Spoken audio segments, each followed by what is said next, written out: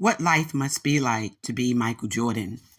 We recently, over the last week, have been inundated with news stories about Michael Jordan's lawsuit on behalf of his race agreement with NASCAR, in which he, along with Hamlin, Denny, proceeded with a federal lawsuit challenging what we would call antitrust laws.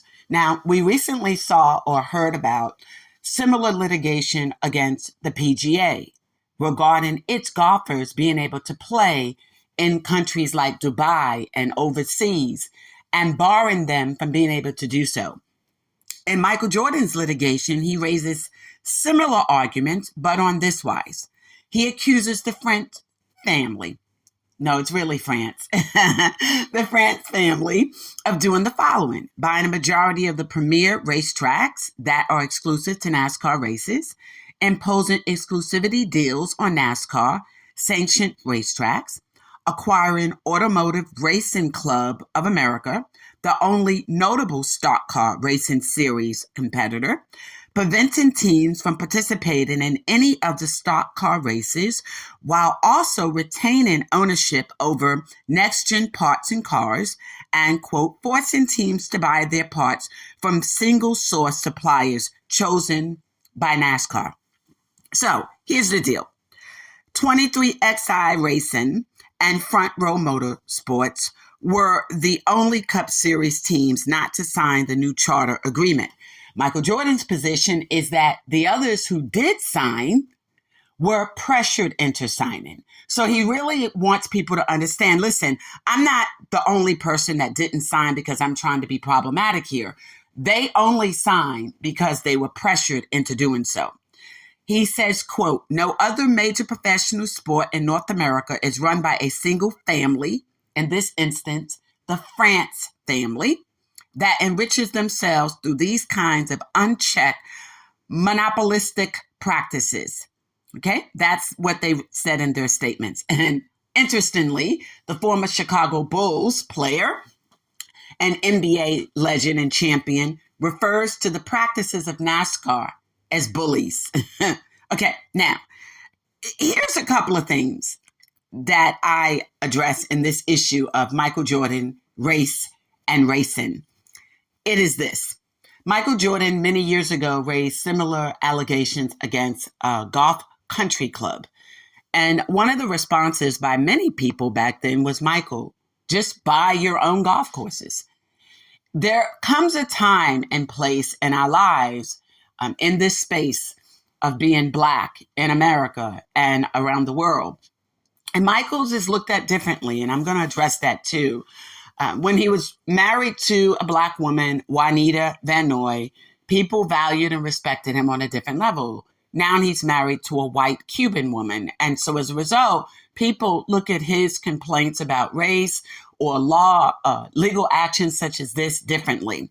And although this litigation doesn't typically touch upon race, it raises the antitrust issue. You cannot have this conversation about Michael Jordan, the antitrust, and not look at it through a lens of race also.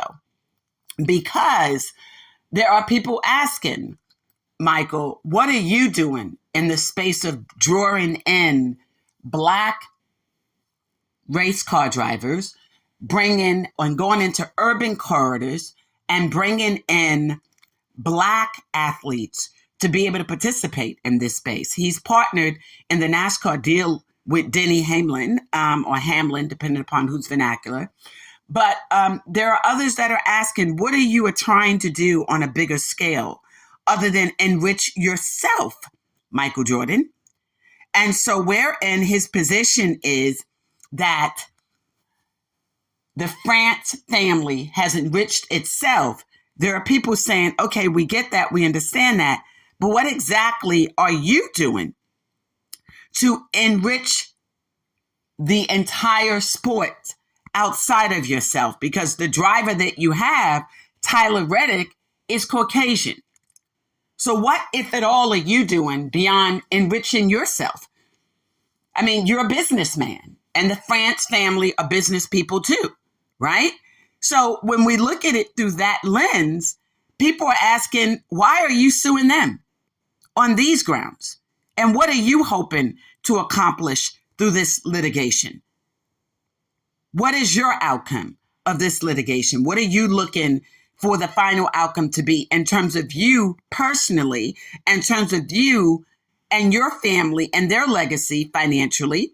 Jim France's family founded NASCAR Racing. It is located out of North Carolina. They have other tracks as well. So here's the deal, Michael Jordan: acquire land, build your own tracks, and create your own racing. Do you have to, quote unquote, buy into the NASCAR theme as it relates to a single owned and operated operation? Do you have to do that? No, you do not. You can acquire land. You can acquire new drivers. You can go into the urban corridors around the country and suburban and rural communities, and you can create an entire new type of racing where it embodies and it's about diversity. Interestingly enough, you haven't even diversified NASCAR outside of being an owner. So you are in no better position to argue this particular case than anyone else would be, than a France family. You can do exactly what the France family did. You have acquired ownership in Nike, which has not treated blacks properly, particularly black women, fairly. We look at what has happened with the Caitlin Clark getting a $10 million deal, but Audra Wilson not being entitled to one. We look at what you've done in terms of the three faces of the WNBA, which is Breanna Stewart, Sabrina I, and Caitlin, and now arguably, and Kelsey Plum, arguably you all can now allege that, you know, Sabrina I should be the face because she's a champion, like, and she represents New York Liberty, but she wasn't for the years that Nike paid her millions of dollars and gave her a signature shoe. So let us not play that game either. And I'm going to be quick to say, I find it interesting that the WNBA draft, and if I need to digress for a moment to bring in this point, Angel Reese was originally going to go number 8 in the WNBA draft. And number 8, if we're going to argue it through two lenses. She either was going number 8, and that was the Minnesota Lynx, right? That's where their position was. But if we're going to argue that she was scheduled to go number 7, then we look at the fact that the Lynx were originally at number 7, and on the last minute, there was a switch. And Chicago acquired, the Skies got the number 7 spot, and the Lynx moved to number 8. What would have happened if Minnesota was stayed at number 7, knowing that Angel Reese was going there? I'm just asking. So either someone knew or had reason to know about these outcomes. Are we saying that now? I don't know. But let's remember that. Let us remember that for the WNBA draft, number 7 was Minnesota originally. They got dropped to number 8. Chicago came up to 7, and they acquired Camila Cardoso and Angel. But Angel was now at that 7. Why didn't she go to Minnesota? I'm just asking. You know, what do I know? Back to Nike and its mistreatment of black women in sports, particularly the 88% of black women who are the faces of the WNBA. So again, if we're saying that, then we respectfully look at it through different lenses. The lens of you pursuing NASCAR on an AntiTrust without also saying where are the black drivers. I mean, if you're going to go that far and raise this issue, why not do that? Because you can't, because both your drivers for 23XI were Caucasian males. And true, you have the right to bring in anyone you can, and they're the best at what they're doing. I get it. But don't tell me that we don't have African Americans that have the ability, we've already been able to see that, to race cars. They do. In fact, in states like Georgia, Florida, and California, you have blacks and Latinos being arrested for doing spins and racing and drag racing, right? Saying that it's illegal now. But this is, you know, something that these youth want to do. But I don't see you coming into the communities, Michael Jordan, and saying, why don't we take these youth that are engaged in these activities on Friday nights in cities like Los Angeles and Atlanta, Georgia, and Miami, and why don't I put them into a NASCAR 23XI funded program that would allow them to develop these skills? Why not create that type of trade-off as opposed to these young Black and Afro-Latino males and Puerto Ricans and the Mexicans in California getting arrested because they're doing something that they love too. So, although you became the face card of this litigation for AntiTrust, there are a lot of people that look at it through two different lenses. Should you have been the face card? Your ownership of the Charlotte Hornets has done what to advance Black ownership in the NBA outside of you and your family, right? So ideally, respectfully, Mr. Jordan, you're doing nothing different than the France family themselves. So wherein you state in your litigation that nowhere in North America, quote unquote, no other major professional sport in North America is run by a single family that enriches themselves through these kinds of unchecked monopolistic practices. Well, is that really where we want to go? Look at Nike's operation. And look at your division of Nike. I'm just saying. So, but what can we learn about 23XI racing? Did you start it somewhere around 2020? Your professional racing team, it is run really by your family. Okay, Denny Hamlin has a duo in it with you. You purchased it from a German racing company. You originally started with 2 cars. You had number 23 and number 45. Bubba Wallace at 45. Bubba Wallace, I think Bubba was at 23. And Tyler is at 45, right? That's how you started out. But are you doing enough? Are you still doing enough to bring in Blacks? I don't think so. And I think, and what I know for a fact, is that you have not yet created a program and service for inner city urban youth in this space. We got Bubba. Yeah, okay.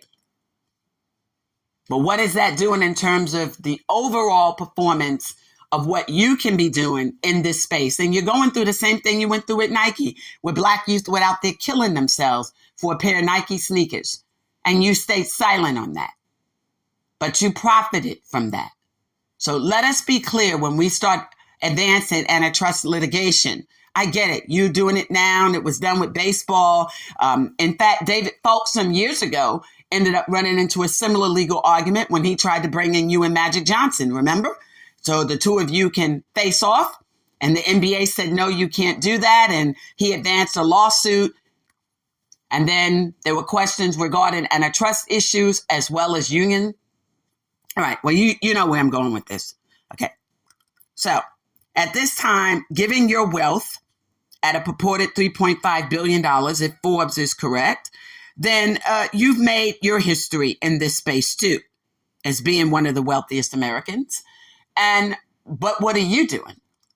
So when you attack the France family and say you're doing this as a single family and you have monopolized the race car industry, they have not monopolized it. Because you have the ability, Michael Jordan, to acquire land and create your own racetracks and build your own and diversify the sport beyond just Bubba. Okay? Thank you for joining me today on Fill to Rim. This is Lisa Hampton. Love is selflessly authentic. Having all money, power, talent, opportunities now. Don't forget the original trailer for Ron Ball will be coming soon. The bonus one is out right now.